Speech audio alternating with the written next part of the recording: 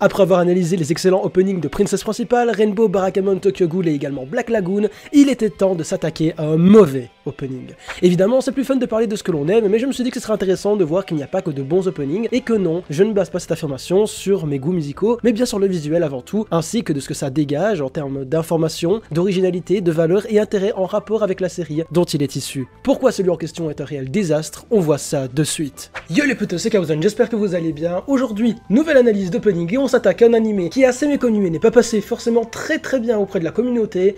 On parle d'Enshaker.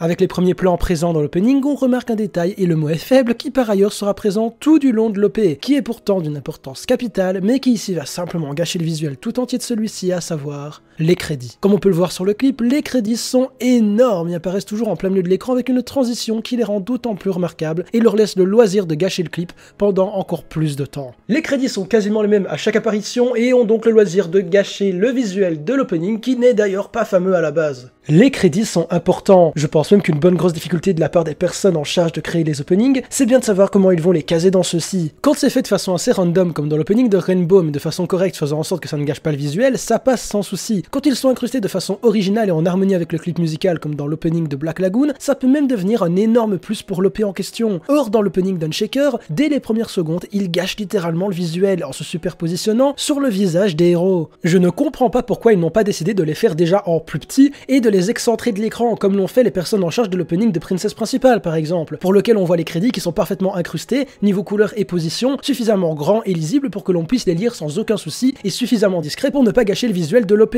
Ensuite, après nous avoir montré nos deux protagonistes ainsi que le titre de l'animé, d'ailleurs au passage, absolument tout le plot est écrit en petit juste en dessous du titre, nous voyons différents shots comportant en leur sein différents plans de personnages que l'on verra durant la série, et une fois de plus, c'est une réelle catastrophe. Une surcharge inutile rendant avec les crédits le visuel incompréhensible, alors que pourtant le moment durant lequel on introduit les personnages au sein d'un opening est bien le moment pour lequel il faut faire attention à ce que le spectateur comprenne bien qui on va suivre durant la série et donner des infos sur ces personnages. Ici, en plus d'être ultra surchargés, les transitions entre les personnages se font beaucoup trop rapidement et plusieurs d'entre eux ne restent même pas une seconde à l'écran pour vous dire. D'autant plus qu'avec cette surcharge, on ne sait même pas où regarder. Je ne suis pas contre le fait de mettre sur pause des openings ou de les mettre au ralenti pour analyser chaque frame. Si vous avez vu mes précédentes analyses, vous devriez vous en rappeler. Après, on a un visuel très rapide sur un journal et devinez qui a foutu l'opening en 0.25 pour screen ses plans et pouvoir lire ce qui était sur le journal. Mais ici on ne parle pas de petits clins d'œil ou messages que le studio aurait pu dissimuler à droite ou à gauche concernant l'anime en question.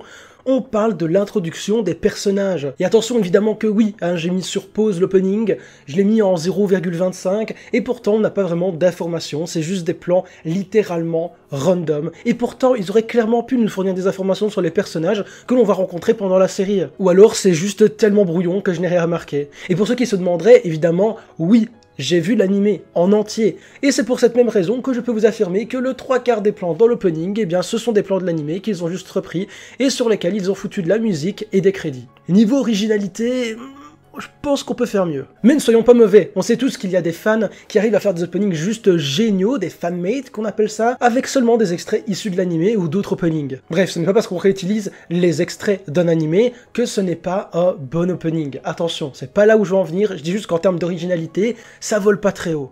Bon, par contre, pour le coup, je vais prendre mes précautions et je ne vais pas analyser les paroles de l'opening, tout simplement parce que premièrement, ça saoule un petit peu, et deuxièmement, les strikes, toi-même tu sais. D'ailleurs, je peux plus faire de live, je sais pas pourquoi.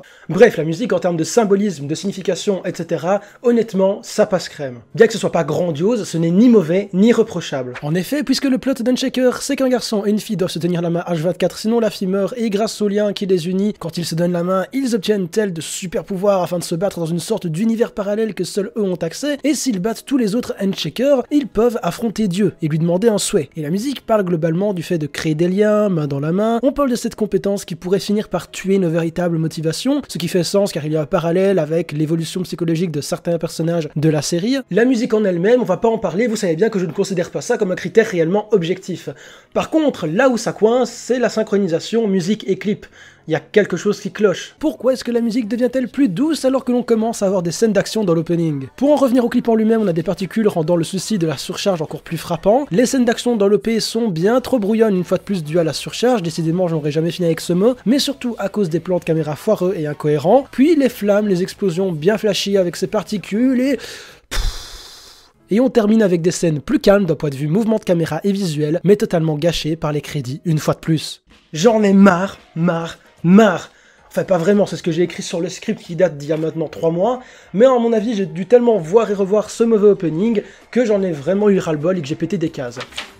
Bref, la vidéo que vous regardez actuellement n'a pas pour but de cracher ma haine sur un opening, non, ce serait totalement débile. Ici, je veux juste vous montrer que, eh bien, ils ne sont pas tous bons. Que c'est un réel travail de créer un clip musical d'1 minute 30, et que si certains sont meilleurs que d'autres, c'est pour la simple et bonne raison qu'il y a du temps investi là-dedans, du talent de la part des créateurs, et également de l'argent. Un opening, ça se fait pas en un claquement de doigts. D'ailleurs, c'est un très bon moyen de promouvoir l'animé de la part des studios. Qui ne s'est jamais dit, tiens, cet opening, il est juste monstrueusement cool, je vais aller mater l'animé. Et dans ce cas-ci, qui a envie de commencer Handshaker grâce à son opening, sincèrement? Et je vais vous épargner un truc, hein. Voilà, j'ai regardé l'animé et je trouve ça particulièrement mauvais également, mais c'est pas trop le sujet. Il y a évidemment moins de choses à dire sur cet opening qui a globi-boulga de conneries et de surcharge, etc. Bref, vous avez compris, comparé aux autres que j'ai analysés précédemment, étant donné que dans celui-ci, il y avait vraiment un réel travail, plein de détails dissimulés de la part des créateurs de l'opening et plein de symbolisme. Bref, quand vous voyez un opening d'animé juste génialissime, par exemple le premier de One Punch Man,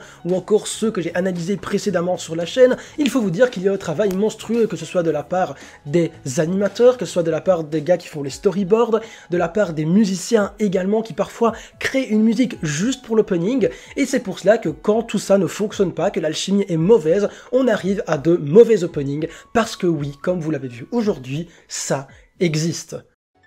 Bref, je vais stopper cette vidéo ici. Pour la prochaine analyse, on s'attaquera de nouveau à un opening super cool et qui vous plaît. Je vous laisse mettre vos suggestions en commentaire, mettre le petit like si vous avez aimé la vidéo, ainsi que le partage, l'abonnement, tout ça. Sur ce, je vous souhaite une bonne journée, une bonne soirée, à la prochaine.